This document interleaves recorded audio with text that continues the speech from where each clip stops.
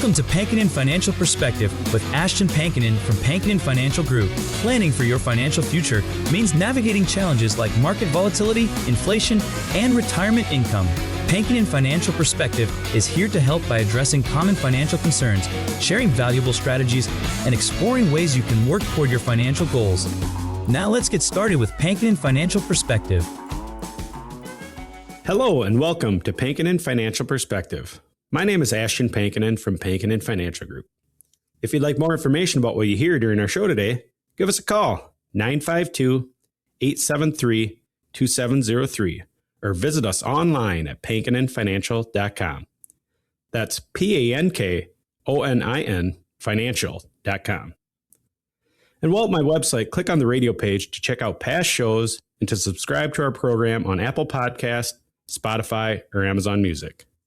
Also on my page, click the link at the top to get the latest retirement guide. Today, we're tackling something that I think is hitting closer to home for a lot of people right now than they expected. What to do if you get laid off when retirement is just a few years away. It's a situation that can feel like a rug getting pulled out from under you, and we're going to walk through 9 practical steps to help people in that spot find their footing. Throughout the episode, we'll be discussing, highlighting, and referring to a U.S. News and World article titled 9 Steps to Take if you're laid off within 5 years of retirement. And I'm happy to have my co-host, Tony Shore, with me today, someone who I think speaks for our listeners when it comes to real life side of these conversations. Oh, I thought you were going to say speaks for our listeners when it comes to pizza. Yes, but yes, that the too. Conversation. Speaking of conversation, Ashton, and for our listeners out there, once in a while, you'll say something on a show, you have a show or a phrase that you say that catches on in the public sphere. Yes. And you get calls and comments about it. People are coming into the office to talk to you about it.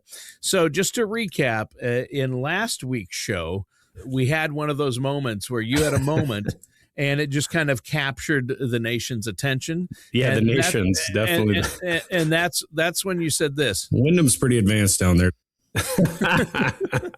This is an actual clip. This is a clip I'm going to play from last week's show. Wyndham's pretty advanced down there.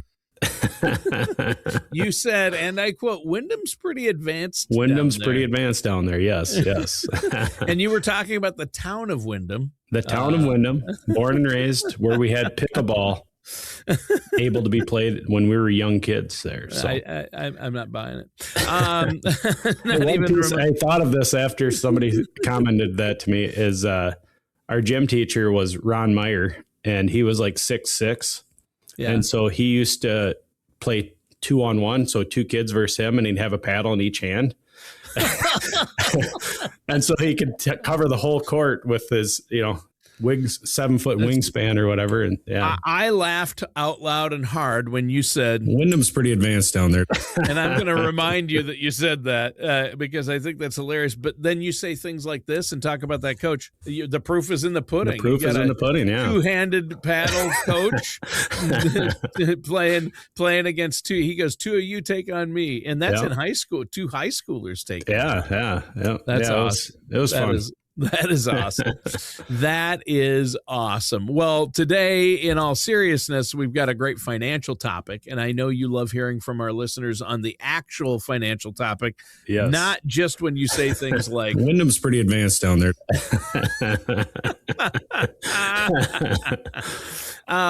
But today's topic, it does, I think, hit close to home for a lot of people.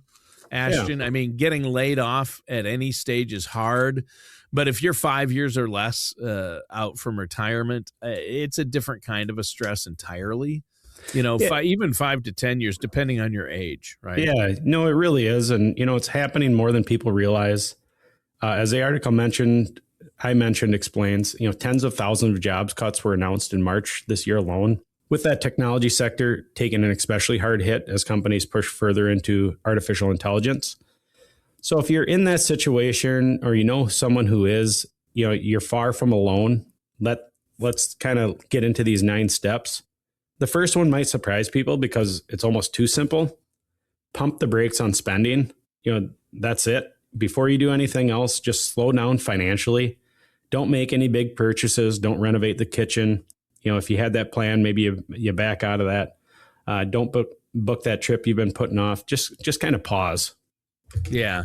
And I would imagine the instinct for some people is probably the opposite, though. Like if I just lost my job, maybe they'll deal with it by doing some comfort spending, right? Yeah, that instinct is completely human. And I'm not saying to go into lockdown mode where you're afraid to buy groceries. But right now, every dollar you can serve is a dollar that's buying you time and options. And in this situation, time and options are exactly what you need most. Next, you want to run the numbers. And I don't mean taking a casual glance at your bank account. I mean, sit down and really understand where you stand. What are your monthly expenses? What does your savings look like? How long could you realistically go without a paycheck before things get to get genuinely difficult? And you need to factor in something a lot of people don't think about until it hits them: health insurance. When you lose a job, you lose your employer's contribution to your coverage, and that's often a very significant cost that lands entirely on you. Usually that's a conversation we have with people about retiring early as well. If you retire before 65, 62, it's a big expense that we have to factor in there. Mm-hmm. And so we're talking about potentially hundreds of dollars a month, sometimes more, that wasn't in your budget before, and it can throw off a plan that looked pretty solid on paper. Oh, yeah. Well, and so what's the move there? Do people have to figure out all of this on their own by themselves, or is there somebody they should be calling? Yeah, for sure. You want to consider contacting a financial advisor. And I say that not just because it's what I do, but because it's genuinely a moment where having someone who can look at your full picture objectively can make an enormous difference. We can help you understand what you have, what you need, how long the current runway actually is. We can also help kind of figure out what decisions need to happen right now versus what can wait, because not everything is urgent, even if it does feel that way. Well, yeah, the separation between urgent and not urgent seems like it would take a lot of the panic out of it. Yeah, that's the goal, because panic drives decisions. And when people make moves, when the panic drives that decision, they regret it often. And so step 3 is somewhere where those tempting but potentially regrettable moves live: income options. And I want to spend a little time here, because the decisions people make in the early weeks of a job loss, when the stress is high and the picture isn't clear, can have lasting effects, lifetime effects. So if you're at least 59 and a half, you can draw from retirement accounts like 401k or IRA without penalty. But if you're younger than that, most of the withdrawals are going to cost you a 10% early withdrawal fee on top of the regular income taxes. And that can be a meaningful hit. Oh, yeah, it can be a huge hit. So are there any ways around that for people who are close but not quite at 59 and a half? Yeah, there are a couple. If you're at least 55 and you were just laid off, you may be able to pull from the 401k at the job you just left without penalty. You can't pull from old 401ks sitting at previous employers, just the most recent one. There are also something called SEPP, which stands for Substantial Equal Periodic Payments. And it's a way to access retirement funds without penalty at any age. But there is a catch. Once you start those payments, you're locked in. You can't easily change or stop them. And so, again, it's not something to do impulsively. And I want to be honest here. A lot of people hear about SEPP and they think it sounds like a solution to everything. It can be really useful in the right situation, but it requires careful planning, and you may want to consider professional guidance before you go down that road. Reversibility matters a lot here. Look at the first things like home equity, general savings, or even downsizing before you start tapping into accounts that have tax implications or that lock you into a pattern that you don't fully plan for. Yeah. Okay. So now we've stabilized. Hopefully we know where we stand. Yeah. What's step 4? Decide if you are going back to work or if you're retiring, because once you run the numbers, you might find that you have more flexibility than you thought, or you might find that you generally need more income. Either way, it's better to know for sure than just assume what your situation is. Well, sure. And if somebody does decide to go back to work, does it have to look like what they were doing before? It doesn't, right? No, not at all. And honestly, this one is more interesting parts of the conversation. Fractional work has become much more common. That's where someone with a lot of expertise steps into a contract or a part-time basis to do senior level work. maybe a strategy consulting or project leadership without that full-time commitment. And so for someone who's close to retirement and has decades of knowledge to offer, that could be genuinely a great fit. Yeah, and some people might actually enjoy doing something completely different at this stage. Absolutely. There's real research showing that pre-retirees who turn genuine interest into a part-time work, whether that's working at a golf club, a bookstore, a garden center, tend to find the work surprisingly satisfying, not just a paycheck. I just had this conversation with a client, not because they lost their job. They're like, hey, I've got a year, 2 years left. Maybe I don't need as much income and I can go work somewhere part-time. And so do something they enjoy a little bit more. And so it can connect people with something they care about. And there's something to be said for not having to be an expert anymore. Stepping into a role where you're just there because you enjoy it can genuinely be freeing after a long career of high pressure responsibility. Now you've got step 5 for us, and I know this one carries some big consequences. It does. You want to reevaluate your Social Security strategy. If you already had a plan for when you were going to claim, a layoff may force you to take a fresh look at it. And I want to be really clear here about what's at stake. If you claim Social Security at 62, you could be looking at that permanent reduction in your monthly benefit. And again, that cut doesn't go away as you get older. It follows you for the rest of your life and affects your survivor benefits as well if you're married. And so a lot of people think about the immediate need in the moment and don't fully think through what reduction looks like for the next 15 or 20 years down the road. Yeah, good point. And I know everybody's situation is different. Don't Yes. file at 62 just because your neighbor did, or don't wait till 70 if that's what someone told you. I think the math really does favor waiting if you can, but everybody's situation is different. Yeah, and I certainly think it can help to wait there. Full retirement age for anyone born in 1960 or later is age 67. And so for every year you wait past that, up to age 70, your benefit is going to grow around 8%. So think about a couple where one spouse waited and one didn't. Over 20 or 25 years of retirement, those decisions can significantly impact the total benefits that you may receive over time. So it is worth understanding the math before you make a permanent choice. Every situation's different, and that's the honest truth, and there's no shame in it. Sometimes claiming early is the right call because it's the only call. But the goal is to make that decision with full awareness of what you're trading, not just out of panic, not, hey, I lost my job, I'm going to file for Social Security. Again, sitting down with a professional and running the numbers makes a lot of sense. It's about running the scenarios, looking at the numbers, and understanding your actual options.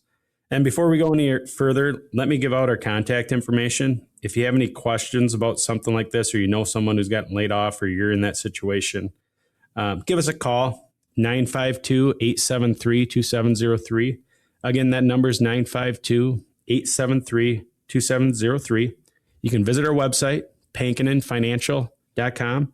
That's PANKONIN financial.com. Scheduling a consultation is easy, and we're always happy to work around your schedule. Yeah. All right. And thanks for that, Ashton. I know you have a Social Security maximization report you can run. Yes. I would recommend none of our listeners out there file for Social Security without talking to you or a trusted financial services professional first. What's step 6? Yeah. The next step is to connect with your network. And I know that sounds basic, but people underestimate how much this actually matters. Reach out to old colleagues, maybe former managers, people you worked with years ago, who might now be in a position to make a referral or know about an opening. Let people know you're available. You'd be surprised how often something turns up in conversation that you almost didn't have. The number of people that I've heard, get hired is, oh yeah, I talked to somebody I used to work with and they had an opening at their employer. And so it's important to keep in contact with that network. Well, yeah, and I would imagine the online piece is much more important now than it might have been the last time some of these folks were looking for work, right? Yeah, hugely. LinkedIn in particular, make sure your profile is current. It reflects where you are now and what you bring to the table. Think of it as your digital handshake. It's often the first impression someone gets before they've ever spoken to you. And if you don't have a professional online presence, now is the time to build one. Again, most people Google you before you get into the meeting. So again, making sure you have that LinkedIn and online presence updated. A lot of hiring does happen through referrals and networks rather than job postings. And so if you're invisible online, you're already at a disadvantage. Yeah. And like you said, LinkedIn, and it's the site linked, LinkedIn. LinkedIn.com is really important that you have an updated profile. If you get laid off, go on there immediately. That should be your first thing you do. Update your profile. So keeping that up to date is important. I mean, if you're working and you've been at a job 15 years, like I have been at the same job almost 15 years, I probably haven't updated mine in a couple of years, so I probably should. But if I got laid off, I would immediately update that. Yeah, for sure. You want to make sure that you keep that update. It's a muscle that probably a lot of people out there as we get older haven't had to flex in a while, right? Yeah, it's a great way to put it. And it can feel awkward at first, especially if you've been with the same organization for 10 or 15 years and you never had to put yourself out there. But it gets easier and the connections tend to come faster than people expect once they start doing it. Step 7 is to rethink how you approach interviews. And that's one I think is really important for older job seekers specifically. One thing that can quietly work against someone in this situation is walking into an interview and leading with nostalgia. Talking about how you remember the industry was different or how things used to work. The employer may hear that's someone who's stuck in the past. Yeah. I mean, you don't want to walk into your first job interview in a while if you get laid off. And the first thing you say is Wyndham's pretty advanced down there. Oh, geez. Talk about high school. Talk about Wyndham, where we grew up. How things changed. How good things used to be. Wyndham was so advanced back in the day when I went to high school there. So what is the better approach then? Show that you're current. Know what's happening in your field right now. Know something specific about that company, maybe something in the recent news, their current priorities, or what they're working on. Walk in prepared to talk about the present and where things are heading, not where they've been. The combination of deep experience and current relevance is actually a very compelling thing to bring into a room, but you have to present it that way intentionally. And one more thing that's worth saying here is to not let age thing be what you're focused on when you're walking in. The employers that are worth working for aren't looking at your age. They're looking at what you bring to the table. And so you want to lead with that. Yeah, your experience. And I'm sure that level of preparation you're talking about is also going to signal genuine interest in that particular opportunity that you're applying for. Yeah, you nailed it there, Tony. It tells them that you're not just looking for any landing spot. You're interested in them specifically, and that does matter. The next step is step 8, is call your friends. And, it's one people sometimes wave off because it sounds soft, but it's genuinely important. Don't try to navigate all this alone. Talk to people, let them know, what you're going through. You may be surprised at how many people have been through something similar or know someone who has, or again, that network that we talked about too. They may know of opportunities for you. Yeah, and there's probably a mental health dimension to all this too. I mean, carrying that kind of weight quietly is exhausting. So call your friends and don't be afraid or ashamed to let them know you've been laid off. Yeah, that is a really important point. And, when you're exhausted, your judgment isn't at its best, which is exactly the wrong time to make major financial decisions alone. Lean on your people. That's not weakness. That's wisdom. Yeah, exactly. And then people in your life who care about you want to help. So you got to let them help you as well. And the other thing that happens when you open up about it and what you're going through is that you'll often find out more people than you thought have been through a similar situation. So again, a layoff at this stage feels very isolating in the moment, but it's far more common than it appears from the inside. Yeah, I think that's a great point to make. Okay, and now we're on to the last one, step 9, and I have a feeling this one might be counterintuitive. What do we got? Maybe, it's savor some downtime. Now, I know that it's a hard thing to say to someone who just lost their job and is worried about their future, but if you have the financial cushion to do it, whether that's in savings or a severance package, use some of that space deliberately. Give yourself permission to breathe.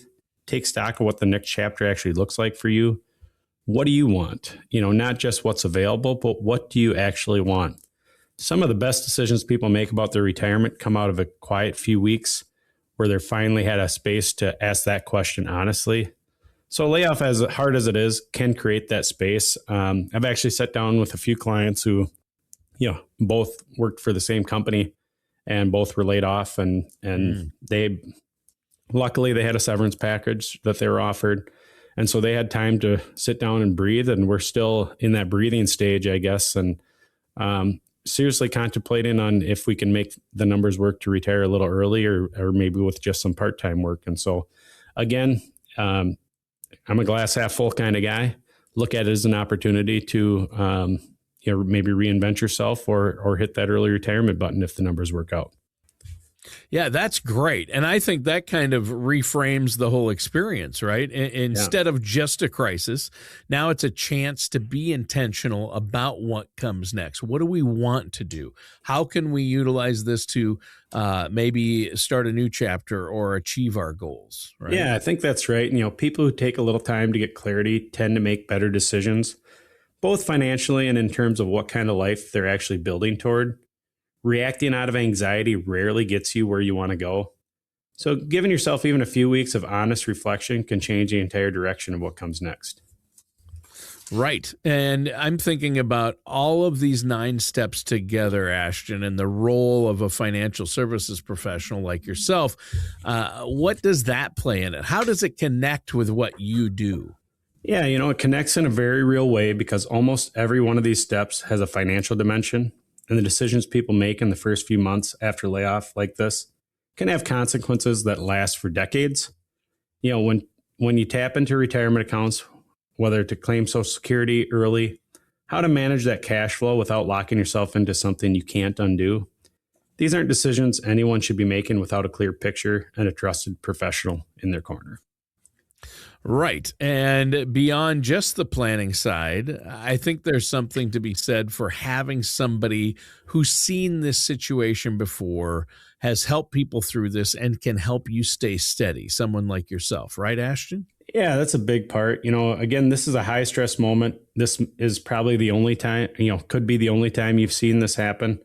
And when that financial side of things is in good hands, it frees up you mentally and emotionally to focus on everything else. Again, your network, the next chapter, your well-being. The money is never the whole story, but when it's uncertain, it can crowd everything else. And that's what we work to prevent. And really what we're trying to do here is help people move from a place of anxiety to a place of clarity. And that shift can change everything: how you sleep, how you make decisions, how you show up how you show up to have conversations with your family. And getting the financial picture stabilized isn't just about number. It's about getting your footing back. And so again, one of these things that I keep thinking about when we're talking about this, Tony, is, hopefully you've all had that emergency fund in place. Yes, that's important. This whole thing, being laid off, stresses the importance of why on previous shows have we stressed so much. You have to have a 3 to 6 months worth of living expenses in an emergency fund in a interest-bearing savings account, right? Yeah. And it's that can give you that room to breathe that we talked about during the show today. And again, hopefully we're later in our, if we're within that 5-year retirement, getting laid off, that maybe some of our expenses down, maybe our house is paid off by this point. So we have a few less stressors to go through there as well. Again, so it kind of just reiterates some of the things that we've talked about in previous shows. And as I read through this, the biggest thing is that emergency fund, making sure you have it, because you don't want to be reactive, instantly reactive to this. You want to be able to sit down, take a little bit of time, and know that you're financially going to be okay. Yeah. Yeah. And let's do a quick recap before we go today of these 9 steps. If you find yourself laid off within 5 years of retirement, especially, or close there, you're saying, Ashton, pump the brakes on spending. That was the first one. Yep. Run the numbers. That was 2. Consider your income options. What do you have? Decide whether to job search or retire early, and you have to work with a financial professional, retirement planner, don't make that decision or try to do that on your own. Reevaluate your Social Security strategy and filing strategy. Again, don't go it alone. Yes. Connect with your network. That's something you can do. Reach out immediately. Let people know what happened, and don't hide from that. Rethink your interview strategy. That's a big one. And part of connecting with your network, we mentioned LinkedIn or your online profile, and then call in your friends. Network. Networking is the way to find a job. My wife always tells me that. She's worked in staffing and recruiting her whole life and career services, and networking is the number one way people find good jobs. And then savor some downtime, and make sure in preparation for this, in case you get laid off, make sure you have that emergency fund. I'm glad you added that. And then I would add one other thing, and we've talked about this on past shows, but consider part-time work. Maybe it isn't, maybe it's a halfway between I need to find another job and go back to work full-time, or I can retire early. You could do something in the middle. You could maybe go back to work, find a part-time job, doing something you really like, working at a golf course or in a library or at a bookstore, depending on what your hobbies are, and maybe base it around that, right? Yeah. And I mean, not that there's an ideal time to be laid off, but if it's soon, summers in Minnesota are pretty nice. And so, if you got that emergency fund built up, and maybe you have a spouse with another income that's enough to kind of keep you guys floating there, enjoy some time to reflect, and then try and figure out what the next step is. And you're saying go fishing for a week. Take that boat out. Exactly. Head up north for a little bit there. Yeah. Call up Ashton and say, hey, can I borrow your boat? I need to take a week to go fishing. It's a pretty small kayak if you want to go with, Tony. Oh, you're not letting me use the big boat? The yacht? You're not? I wish I had one. And yacht. Yeah.